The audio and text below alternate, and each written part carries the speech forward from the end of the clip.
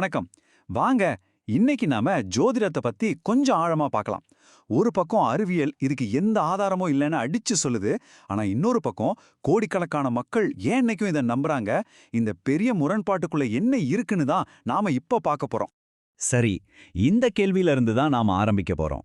ஒரு பக்கம் சயின்ஸ் சொல்ற உண்மைகள், இன்னொரு பக்கம் கோடிக்கணக்கான மக்களோட அசைக்க முடியாத நம்பிக்கை. இந்த ரெண்டுக்கும் நடுவுல இருக்கிற இந்த நவீன கால புதிரை நாம கொஞ்சம் உடைச்சு பார்ப்போமா? முதல்ல இந்த நவீன முரண்பாட்டை பத்தி பார்க்கலாம். நம்பிக்கை ஒரு பக்கம், டேட்டா இன்னொரு பக்கம்.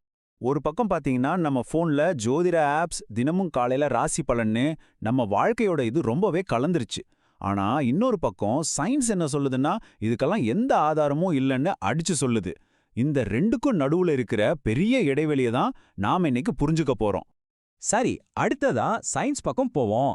அங்க ஜோதிடத்தை பத்தி என்ன சொல்றாங்க, இதுக்கான ஆதாரங்களை தேடுனா என்ன கிடைக்குதுன்னு பார்க்கலாம். சயின்ஸ்க்கும் மற்ற விஷயங்களுக்கும் இருக்கிற ஒரு முக்கியமான வித்தியாசம் இதுதான். அதாவது ஒரு தியரி சயின்டிஃபிக்கா இருக்கணும்னா இது தப்புன்னு நிரூபிக்கிறதுக்கு ஒரு வழியாவது இருக்கணும். அப்படி ஒரு வழியே இல்லைன்னா அது சயின்ஸ் கிடையாது. இதுக்கு பேர் தான் பொய்யாக்கக்கூடிய தன்மை. பிரபல தத்துவஞானி கார்ல் பாப்பர் சொன்ன மாதிரி தான், ஒரு தியரிய தப்புன்னு சொல்லவே முடியாத மாதிரி இருந்தா அது சயின்ஸே கிடையாது. அவர் ஜோதிடத்தை இதுக்கு ஒரு சூப்பர் உதாரணமா சொன்னாரு.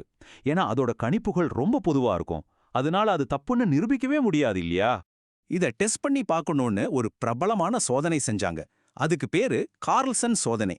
அதுல என்ன பண்ணாங்கன்னா, சில ஜோதிடர்கள் கிட்ட நிறைய பேருடைய ஜாதகத்தையும் அவங்களோட பர்சனாலிட்டி ப்ரொஃபைலையும் கொடுத்தாங்க. ஆனா எது யாரோடையதுன்னு சொல்லல. ஜாதகத்தை மட்டும் வச்சு சரியான ஆளை கண்டுபிடிக்க சொன்னாங்க. முடிவு என்னவா இருந்துச்சுன்னு நினைக்கிறீங்க? அவங்களால 3ல 1 தான் சரியா கண்டுபிடிக்க முடிஞ்சது. அதாவது சும்மா கண்ணை மூடிட்டு ஏதாவது ஒன்ன செலக்ட் பண்ணா என்ன ரிசல்ட் வருமோ அதே தான் வந்துச்சு. இதுல அறிவியல் பூர்வமா எந்த துல்லியமும் இல்ல. இந்த ரிசல்ட்டை சும்மா சொல்லல, ரொம்பவே பிரபலமான நேச்சர் சயின்ஸ் ஜேர்னல்ல பப்ளிஷ் பண்ணாங்க. அவங்களோட முடிவு ரொம்ப தெளிவா இருந்துச்சு. ஜோதிடம் சொல்ற கணிப்புகளுக்கு எந்த அறிவியல் ஆதாரமும் இல்ல. இது மட்டும் பிரச்சனை இல்லைங்க, இன்னும் சில பெரிய கேள்விகள் இருக்கு. ஒன்னு, எந்த சக்தி மூலமா கிரகங்கள் நம்மள பாதிக்குது?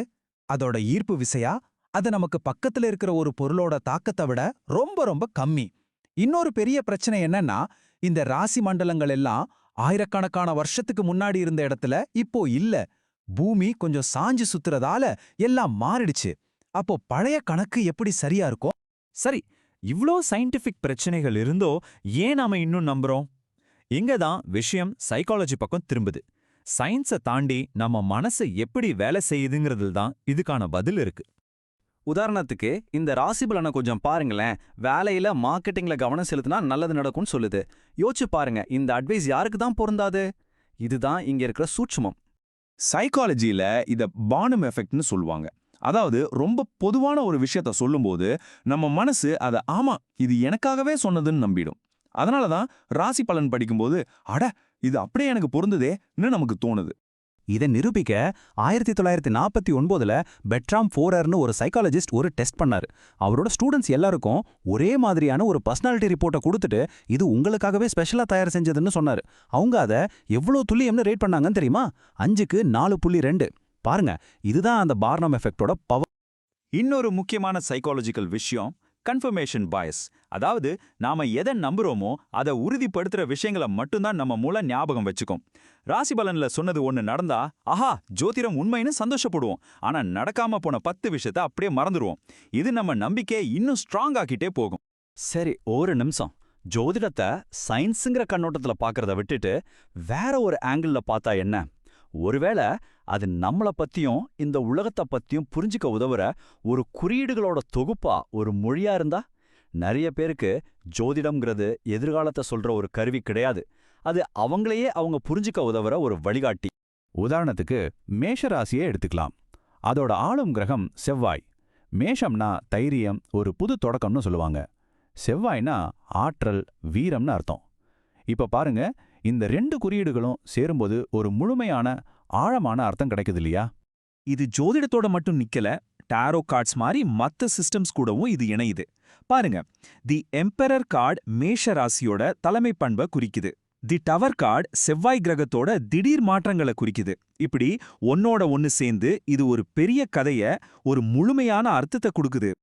அப்போ ஜோதிடத்தை நம்புறவங்கள பொறுத்தவரை அது அவங்க வாழ்க்கையில நடக்கிற விஷயங்களை ஒரு பெரிய கதைக்குள்ள பொருத்தி பார்க்க உதவுது. இங்க சயின்ஸ் சரியா தப்பாங்கிறத விட அவங்களுக்கு கிடைக்கிற அந்த அர்த்தமும் அவங்கள பத்தின புரிதலும் தான் முக்கியமா இருக்கு. சரி, இப்ப நாம கடைசி கட்டத்துக்கு வரோம். அப்போ இது சயின்ஸா இல்ல அர்த்தமா? இந்த ரெண்டுக்கும் நடுல என்னதான் நடக்குது? ஒரு பக்கம் சயின்ஸ் எங்கே ஆதாரம் இதை நிரூபிக்க முடியுமான்னு தேக்குது. இன்னொரு பக்கம் நம்பிக்கை எனக்கு இது ஒரு அர்த்தத்தை கொடுக்குது, என் வாழ்க்கையை புரிஞ்சுக்க உதவுதுன்னு சொல்லுது. இது ரெண்டும் ரெண்டு வெவ்வேறு தேவைகளை பூர்த்தி செய்யுது. அறிவியல் ரொம்ப தெளிவா சொல்லிருச்சு, நம்ம எதிர்காலத்தை நட்சத்திரங்கள் தீர்மானிக்கிறது இல்ல. ஆனா நிஜம் என்னன்னா, கோடிக்கணக்கான மக்கள் தங்களோட கதைய சொல்லவும் தங்களே புரிஞ்சுக்கவும் இந்த நட்சத்திரங்களோட மொழிய ஒரு கருவியா பயன்படுத்திக்கிட்டு தான் இருக்காங்க. அப்போ கடைசியா ஒரு முக்கியமான கேள்வியோட உங்களை நான் சிந்திக்க வைக்க விரும்புறேன். ஒரு நம்பிக்கை நமக்கு ஆறுதலையும் அர்த்தத்தையும் நம்மள பத்தி ஒரு புரிதலையும் கொடுக்குதுன்னா அது கண்டிப்பா அறிவியல் பூர்வமா நிரூபிக்கப்பட்டதா இருக்கணுமா? நீங்க என்ன நினைக்கிறீங்க?